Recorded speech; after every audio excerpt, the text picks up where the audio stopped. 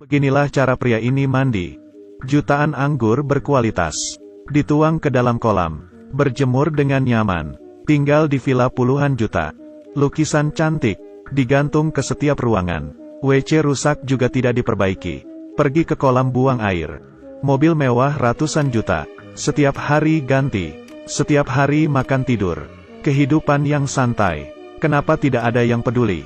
Kehidupan masa depan. Wabah virus. Ia menjadi orang terakhir di bumi. Berkendara ke seluruh Amerika. Satu pun tidak ada yang hidup.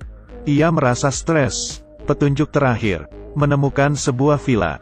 Dan membawa barang kuno. Menghias rumah. Karena kepunahan manusia. Tidak peduli pandangan duniawi. Belanja ke supermarket. Lihat apa? Langsung diambil. Dan tidak perlu bayar. Merasa tidak puas dengan bola bowling. Ambil lampu dan akuarium.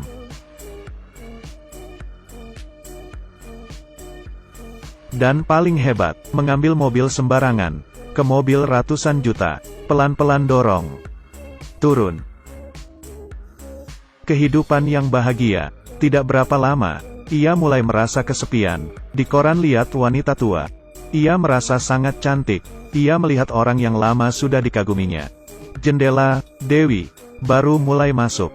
Dan heboh. Senang berkenalan dengan Anda.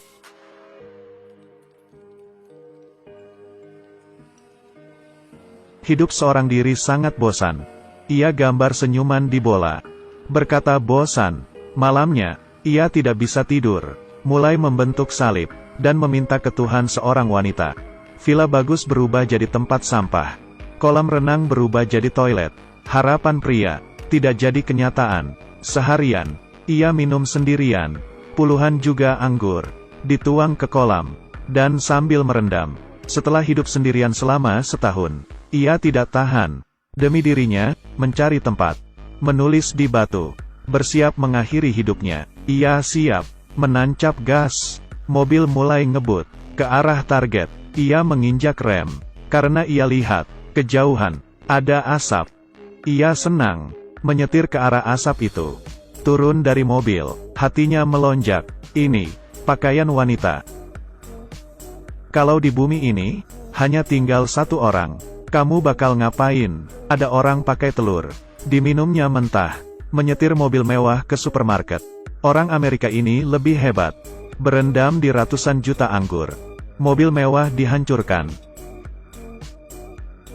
Tapi sekarang, ia sadar. Di dunia ini masih ada seorang wanita yang hidup. Tiba-tiba ia pingsan. Saat sadar, lihat seorang perempuan cantik. Keduanya berciuman. Tapi beberapa saat, ia buka kedua matanya dengan jelas. Wanita cantik sebelumnya, berubah jadi wanita tua. Kamu mau ngapain? Benar-benar sial. Ternyata, yang tadi, semuanya hanya mimpi. Wanita berkata, ia mendapatkan pesan. Meski enggan, dia tetap wanita. Ia mengajak wanitanya mampir ke rumahnya. Dengan cepat, ia menyesal. Karena, ia tidak cocok dengan wanita itu. Manusia akan punah. Wanita tetap mengikuti aturan. Melihat penyeberang jalan. Mobil harus berhenti. Akhirnya, ia tidak tahan. Dan menyetir mobil masuk ke supermarket. Keduanya tidak senang. Esok harinya, wanita pindah ke sebelahnya. Pria kesal. Pergi ke sana. Wanita tidak menghiraukannya. Karena menurut dia, yang paling terpenting, mereproduksi manusia. Jika pihak lain membenci, keduanya tidak bisa hidup. Masing-masing balik rumah. Wanita mencintai kehidupannya.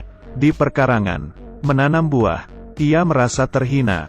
Tengah malam. Ia mencabut semuanya. Diam-diam. Ia tergerak karena ketulusan wanita. Akhirnya, ia pertama kalinya membantu wanita untuk mengatasi air. Keduanya bertemu.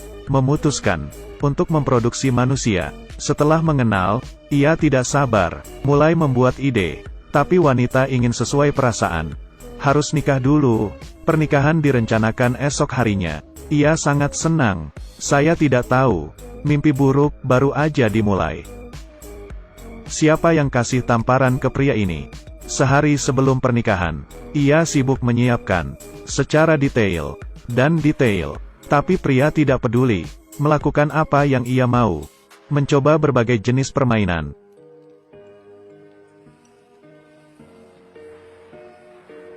Di hari pernikahan, wanita memakai baju nikah, masuk ke pelaminan.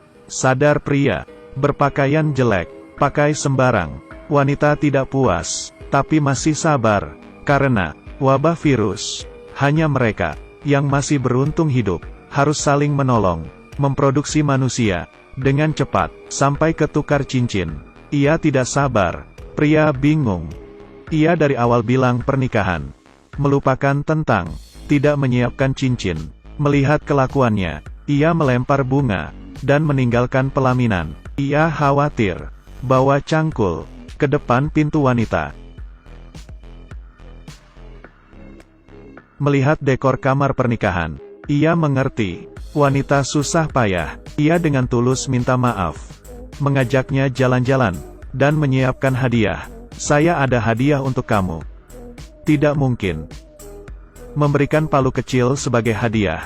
Jangan salah paham, ia tidak buruk. Tujuan utamanya adalah toko emas. Pukul ke kaca, ada cincin. Hati wanita membaik. Pernikahan tetap berlanjut. Setelah menikah, wanita mengambil inisiatif, beradaptasi dengan gaya hidup pria, menemaninya bermain banyak jenis permainan. Inisiatif bertemu mantan pacarnya, saling menyapa, bersahabat, membantingkannya keluar. Setelah bersama, ia mulai menerima wanita. Ternyata, hari bahagia tidak berlangsung lama. Terjadi kecelakaan. Sore itu, saat mereka keluar jalan-jalan, tiba-tiba ada sebuah mobil mewah di samping. Pria itu turun dari mobil. Di dalam mobil, keluar seorang wanita muda. Ternyata, ia juga menemukan pesan. Lalu ke sini, melihat wanita cantik di depan matanya. Ia menyesal, pernikahan ini terlalu cepat. Yang satu istri yang tua dan lemah. Satu lagi wanita muda yang cantik. Terakhir bagaimana ia memilih masa depan manusia, kemana harus pergi?